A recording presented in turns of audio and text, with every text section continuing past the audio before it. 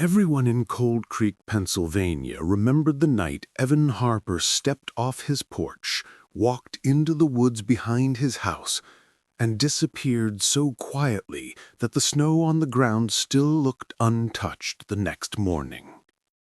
But what no one knew, not then, was that Evan didn't walk into the forest alone.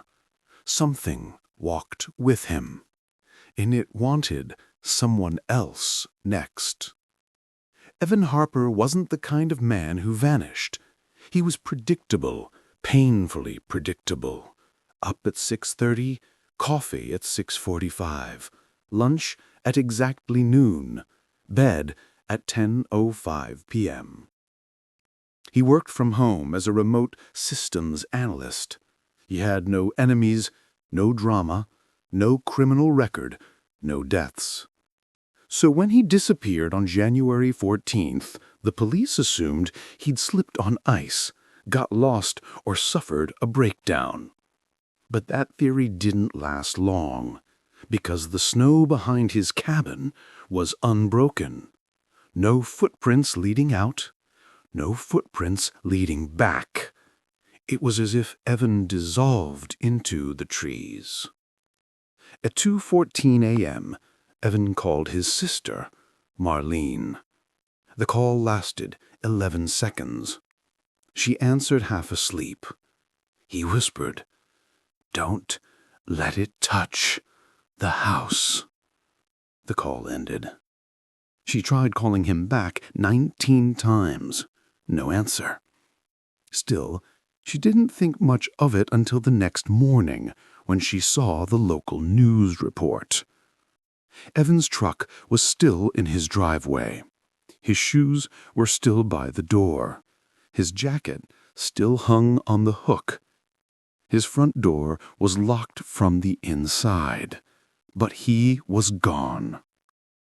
Sheriff Alan Dawson had worked 37 disappearances, but none like this. Inside Evan's living room was a camera, a cheap motion sensor webcam pointed directly at the back door. Dawson pressed play. The footage was grainy, black and white, time-stamped 1:58 a.m. Evan entered the frame. He looked exhausted, terrified, his hands trembling.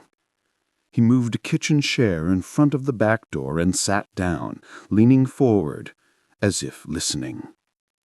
Then, at 2:03 a.m., it happened. The doorknob behind him moved, slowly, gently, as though something on the other side was testing it. Evan shot up from the chair.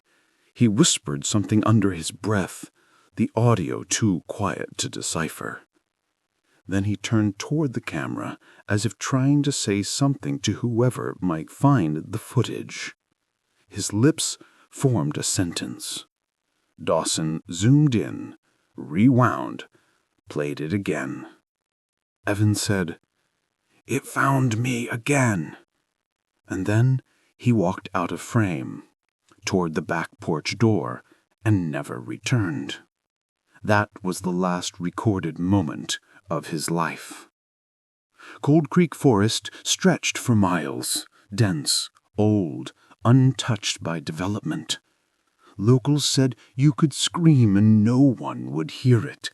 Sound died in those trees. The search teams combed everything within a 5-mile radius of Evan's cabin. They found nothing. No blood, no clothing, no broken branches, no signs of wildlife attack. What they did find was much stranger. In the center of a clearing less than 1 mile from Evan's house, they found a circle in the snow, perfectly round, exactly 12 feet in diameter.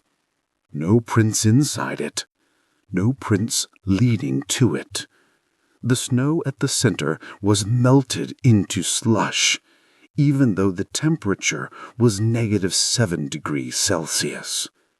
But at the middle of the circle lay a single object, Evan's phone, face down, the battery removed and placed beside it. It was positioned intentionally, almost ritualistically. No way he did that himself. Not in that cold. Not in that darkness. Something felt wrong. When digital forensics opened the phone, they found a single audio file, created 17 minutes before Evan disappeared. It had no title, just a time stamp, 1:41 a.m. The audio was 32 seconds long. For the first 5 seconds, there was only wind. Then Evan whispered, "It's at the window again." A scraping sound followed, slow, rhythmic, metallic. Then the sound of footsteps.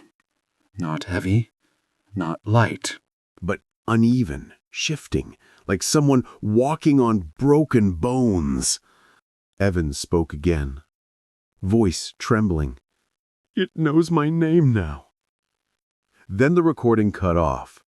The forensics lab confirmed. The file was untouched, not edited, not manipulated. But there was one thing they couldn't explain. During the last second of the recording, a second voice whispered over Evan's. "Evan." But it wasn't human. The experts didn't agree on what it was, but they all agreed on this. It sounded like something trying to copy a human voice, but not knowing how. The only witness, if you could call him that, was a retired mechanic named Henry Jacobs, who lived half a mile down the road. Jacobs told Dawson, "I saw Evan that night." This was shocking because the timeline suggested Evan left his house and vanished in minutes. "What was he doing?" Dawson asked. Jacobs stared at the table for a long moment before speaking. "He was following something." "Following what?" Jacobs swallowed, his eyes watery.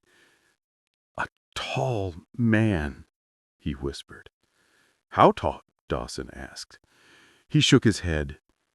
"Too tall." He described a figure standing at the edge of the tree line unmoving. Tall and thin, with arms too long, posture too still. Evan approached it slowly, like a sleepwalker. The figure turned toward him, not its head, its whole upper body, rotating like a puppet on wires. Then it stepped backward into the trees, and Evan followed. Jacobs never saw him again. 2 days later, a volunteer search team found something Sheriff Dawson had missed. A second camera, a GoPro, nailed to a tree about 300 meters from Evan's house. The battery was dead. The SD card was full. Dawson played the final file. The footage showed snippets from weeks earlier. Evan walking through his backyard at night, holding a flashlight. Evan pacing near the woods, muttering to himself. Evan placing salt lines near his back door. And Evan standing motionless at the edge of the forest for nearly an hour, staring into pitch darkness. But the final clip was different. It was filmed on the night he vanished. The timestamp was 2:12 a.m. The GoPro captured the forest swaying in the wind, then suddenly stopping. The trees froze. The branches stopped moving. The wind fell silent. Then something stepped into frame. A shape, tall, thin, wrong. Standing between the trees, its arms hung too low, its head leaned too far forward, its legs looked bent like they had been broken and healed incorrectly. It didn't move toward the camera. Instead, it lifted one arm slowly and pointed deeper into the forest. The audio picked up a faint voice. Not Evan's, not human, just one word. Come. And 30 seconds later, Evan appeared in frame, walking toward it. Eyes unfocused, face blank, barefoot. He followed the creature into darkness, and the GoPro's battery died. Authorities closed the case as unsolved. Unofficially, Evan Harper was declared missing. Unofficially, people stayed away from the woods. Some moved out entirely. And yet, 2 months after the disappearance, Marlene received a small brown package in the mail. No return address, no postage stamp, just her name. Inside was a single item, Evan's watch, still ticking. Inside the watch band, scratched into the leather by something sharp, were 4 words. Don't open the door. Marlene dropped the watch because at that exact moment, someone knocked on her front door. 3 slow, heavy knocks. She approached cautiously, looked through the peephole. No one was there, except something tall was standing just beyond the porch light, in the darkness, unmoving, facing her door, waiting. Cold Creek Forest remains untouched. Hikers refuse to enter. Locals avoid the area at night. Search parties never go past the first ridge.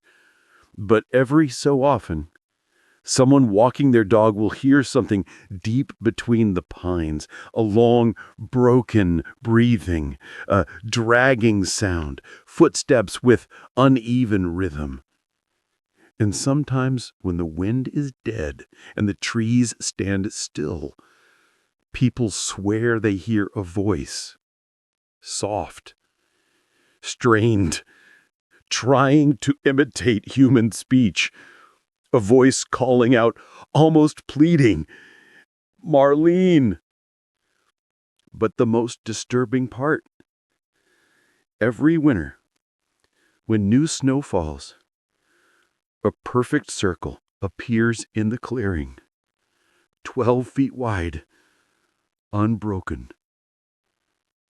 waiting for someone else to follow.